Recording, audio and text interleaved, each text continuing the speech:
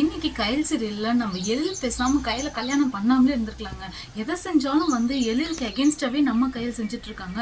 இது வரைக்கும் கயல் ரொம்ப செல்ஃபிஷா தன்னுடைய குடும்பத்தை மட்டுமே பார்த்துட்டு இருந்தாங்களே தவிர எப்பயுமே ஒரு எழிலுக்கு ஒரு பேசிக் சப்போர்ட்டா கூட அவங்க இருந்ததே கிடையாது.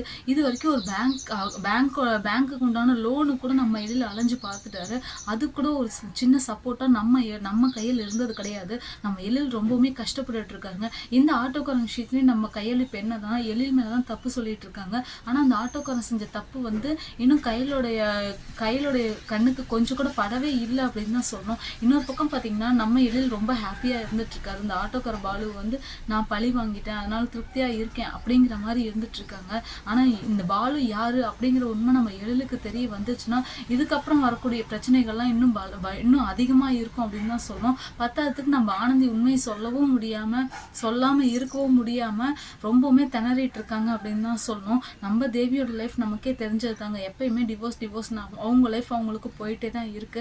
ஆனா இருந்தும் நான் போராடிட்டே தான் இருப்பேன் அப்படிங்கிற மாதிரி நம்ம தேவி இருந்துட்டு இருக்காங்க. தேவிக்கு சப்போர்ட்டா கையில் இருந்துட்டு இருக்காங்க.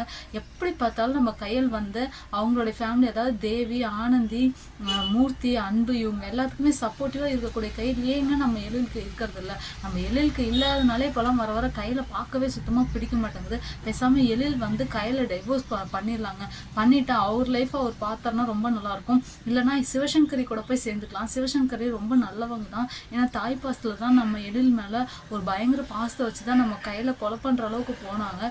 இதே நம்ம தீபிகாவை நம்ம எழில் கல்யாணம் பண்ணியிருந்தா, ஒருவேளை கையில் இல்லாம நம்ம தீபிகாவை கல்யாணம் பண்ணியிருந்தா எழில் நல்லா இருப்பாரோ என்னமோ.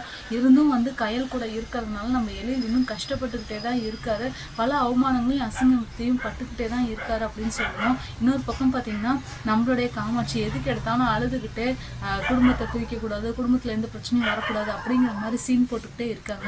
இதெல்லாம் கொஞ்சம் கூட செட்டே ஆகாது அப்படின்னு தான் சொல்லணும். எழில் சீக்கிரமாக கையில் விட்டு பிரிஞ்சு வந்தால் தான் சீரியல் பார்க்கவே இன்னும் கொஞ்சம் இன்ட்ரெஸ்டாக இருக்கும். என்ன நடக்குதுங்கிறத வெயிட் பண்ணி பார்க்கலாம்.